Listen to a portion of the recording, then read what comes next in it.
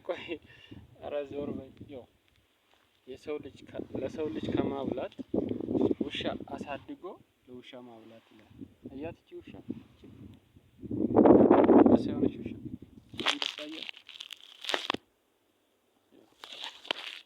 ለሰው ልጅ ከማብላት አንበሳ አሳድጎ ለአንበሳ ማብላት። አይ ግን አየ ከፊቴ ሲሆን የምር የውሻ ከፊቴ ሲሆን አየው ከፊቴ ሲጠብቅ ማለት ነው። የሚገርመኝ ነገር ማለት ነው። የሚገርመኝ ነገር ከሲሄድ ሮጣ መጣ ጥምጥም አለች እኔ ላይ እና ጩጬ ነው ገና ትንሽ ነው። ወንድ ነው ደግሞ ወንድ ነው። ወንድ ውሻን ስታሳድግ አይጥልም። ይኸው እየተከተለኝ ነው ከግሬ ስር ሲሄድ ከግራ በኩል ደግሞ የሚገርመው ነገር ከግራ በኩል ነው የሚሆነው። እኔ ገርሞኛል። የዚች ውሻ አካውን ገርሞኛል። እንዴ ካምቢዤ አልሄድም እንግዲህ ምን ላድርግ እያልኩ ነው የሚሄደው። ግን አስገብቼ ከኔ ጋር አለይ አለች ብላት ለሰው ልጅ ከማብላት ውሻን አሳድገው ለውሻ ማብላት ይላል። ውሻ አይክድም። የሰው ልጅ ግን ይክዳል። የሰው ልጅ በጣም ነው የሚክደው። እቺ ውሻ ሰው አትክድም። እቺ በጣም አሁን ፈረንጆች ብዙ ጊዜ ውሻ እንትን ይላሉ ያሳድጋሉ። በቃ ፈረንጆች ብዙ ጊዜ ውሻ ነው ይንከባከባሉ። ለምን? ስለሚያውቁት በጣም ያውቃሉ ስለ ውሻ ምን እንደሆነ። የምር የውሻን ጥቅም ያውቃሉ። ቻይናዎች ለምግብና ይጠቀሟቸዋል። ለምግብና ብቻ ሳይሆን ውሻ ማለት ስም ነው።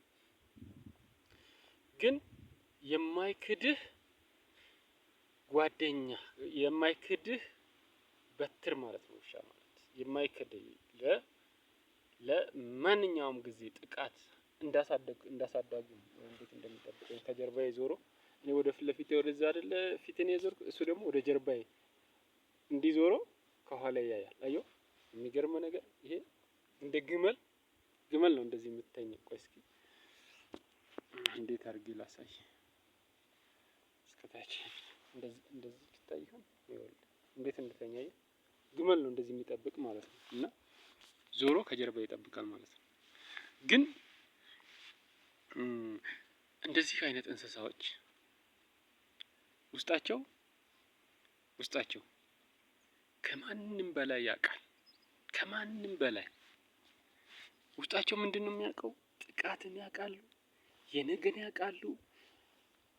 የሰው አይምሮ የሚያስተላልፈውን ሁሉ ያስተላልፋል እነሱ ጋር ያስተላልፋል ብቻ አይደለም። ሳይኮሎጂ አሁን የሆነ ሰው የሆነ ጥቃት ሊደርስበት ሲያስብ እነሱ ያውቃሉ። ሊያደርስበት ያለውን ሰው ያውቃሉ። በጣም ልቦና በቃ ምንድነው የእነሱን ችግር የተቸገረው አውርተው እንደዚህ ነው ብሎ ተንትኖ ለመንገር ብቻ ነው የሚቸግራቸው እንጂ ለሰው ማስረዳት ነው የሚቸግራቸው እንጂ ሌላ ምንም የሚቸግራቸው ነገር የለም። ሁሉንም መቆጣጠር ይችላሉ። ሁሉንም አንድ ወታደር የሚያደርገውን ሁሉ ያደርጋሉ። ጠላት ለይቶ ያውቃሉ። ሌባ ለይቶ ይይዛሉ። መሳሪያን አነፍንፎ የሚያወጣ ውሾች አሉ። ከጠላት ጋር የሚዋጋ ውሻ አለ። አባቱን የሚያድን ውሻ አለ። ጠላት መጥቶ አባቱን ሊመታ ሲል ውሻው ቀድሞ የሚይዝ አለ። አባቱ አብሮት እየሄደ የገጠር ውሻ እንግዲህ አሁን እንዳሰለጠኑት ነው። ሌሎቹ የሰለጠኑት ውሾች ናቸው። እንደዚህማ ስለ ፈንጅ፣ ስለ መሳሪያ፣ ስለ ምናምን፣ ስለ ተኩስ፣ ስለ ሌባ፣ ስለ ምናምን የምለው ማለት ነው። ያልሰለጠነው አባቱ የሚያሳድገው ውሻ የሚንከባከበው ውሻ ገጠር ላይ ወፍ የሚያወርድ አለ ከሰማይ እቤት በስነ ስርዓቱ የሚጠብቅ። አባትየው አሳድጎት ሁሌም ይንከባከበዋል። ወደ ስራ ሲሄድ ስራ ስል ወደ ተሰማራበት ስራው ስምሪት የሰው ስራ መቼም ብዙ ነገር ነው። ግርሻም ሊሆን ይችላል፣ ንግድም ሊሆን ይችላል እና ሲሄድ ሸኝቶት ይመለሳል። ሁሌም ሸኝቶት ይመለሳል እና አንድ ቀን አባቱ ሸኝቶት ሊመለስ ሲል እምቢ ብሎታል። ውሻው ይዞታል። ከለከለው እንዳይሄድ ከለከለው። ይሄ ውሻ ርቦት ይሆናል አለ። መለሰና ቤት ስጋ ሰጥቶት አስሮት እንዳይከተለው ለራሱ ወጥቶ ሄደ፣ ሰውየው ማለት ነው። እና ሰውየው በዛው ቀረ። ገደሉት ማለት ነው። ሞተ። መኪና ተገልብጦ ሞተ። ሬሳው መጣ። ውሻው እንደምንም ማሰሪያውን ፈቶ አስፋልት ዳር ላይ ተኝቶ ሰውየውን ይጠብቃል እስኪመጣ። ጠዋት ይሸኛል፣ ማታ ሲመጣ ተቀብሎት ይሄደ ነበር። ያ ውሻ ቢሉት ቢያደርጉት ከዛ ቦታ ሊነቃነቅ ነው ሰውየው ካልመጣ በስተቀር። ቤተሰቡ እንደ ሞት አውቀዋል። ሄደው ሬሳውን ይዞት መጡ። ያ ውሻ ከዛ አልነሳም ሲል ሬሳውን አሳይተውት ከሬሳው ጋር ሄደ ውሻው። እንደገና ያንን ሬሳ ሲቀበር ውሻው አብሯቸው ሄዶ እዛ መቃብር ቦታ ላይ መተኛት ጀመር፣ መጠበቅ ጀመር። መቃብሩ ይነሳል ብሎ ማለት ነው። እዛ ሲጠብቅ ጠዋት ማታ ሄዶ ያመጡታል። ውሻው ተመልሶ ይሄዳል። ሄዶ ያመጡታል፣ ተመልሶ ይሄዳል። እዛው መቃብሩ ላይ ደርቆ ሞተ። እዛው መቃብሩ ላይ እህል አልበላም አልጠጣም ብሎ ማለት ነው። ሰውየውን ፍለጋ ማለት ነው። ሁሌም ይቆፈራል መቃብሩ። ታማኝ ናቸው እንስሳዎች። እነኚህ እንስሳዎች ውሻዎች ምንም ይሁን ከምንም ታማኝ ናቸው። በቃ እንስሳ ማለት ታማኝ ነው። እባብ ነው አይተው፣ ዘንዶ ነው አይተው፣ ታማኝ ነው። እንዳሰለጠንከው ነው የሚሰለጥንልህ። እንዳደረግከው አንተን ከወደደህ ጠላትን ያጠቃል። ይሄ ጠላት ይከላከላል። ካንተ አይለይም መቼም። ያው እኔ አሁን እንግዲህ ትቻት ተነስቻለሁ፣ ግን ዛሬ ነው ያየችኝ። ይኸው ትከተለኝ አይደል? ገራሚ እኮ ነው። ገና ዛሬ እኔ በዚህ ጋር ወክ ለማድረግ ስመጣ በቃ የሆነ ድምጽ አለና ማውራት ነው መሰለኝ አወርቶልኛል። ግን እኔ ያው እንዴት ልረዳው? ከዛ በቃ መከተል ሆነ። ይገርማል። የማንሽ ከየት ተፈተሽ ነው የመጣሽው? እዛው ልመለስሽ ብዬ ለባለቤቱ በጣም ያሳዝኑኛል። እና እንደዚህ ከአይነት ነገር ነው።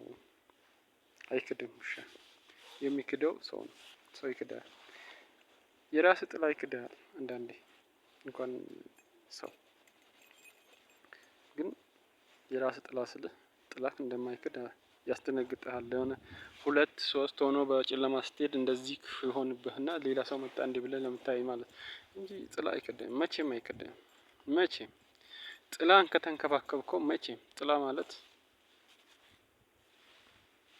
ነው። ግን ውስጥ ንጹህ ከሆነ ራስህ ተጽዕኖ ፈጣሪ በሰው ላይ ምንድነው ተንኮል ምሰራ ከሆነ ነው የሚክድህ። ተንኮል ከሌለብህ ንጹህ ከሆንክ ምንጊዜም አንተ ንጹህ ነህ። አንዴ ነው የሚያይ ጥላ አንዴ። ንጽህናህ እስከመጨረሻው እንደዛው ከሆነ እስከመጨረሻው አይክድም። እስከመጨረሻው እስከ ዕለተ ሞትህ ካንተ ጋር ይክዳል የሚባል ነገር የለም። ሰው ነው የሚክድ። ሰው ቆሻሻ ነው። ታማኛ ከዚህ ከውሻ ያንሳል። ውሻ ነው የማይክድ። ለሰው ልጅ ከምታበላ ለውሻ ብታበላ ይላል። ውሻ አይክድም መቼም። ጫካ ውስጥ ነው የሚሄደው፣ ይዣት ነው የሚሄደው፣ ተከትላኝ ትሄዳለች። እንዲህ ለማለት ነው የፈለኩት። እና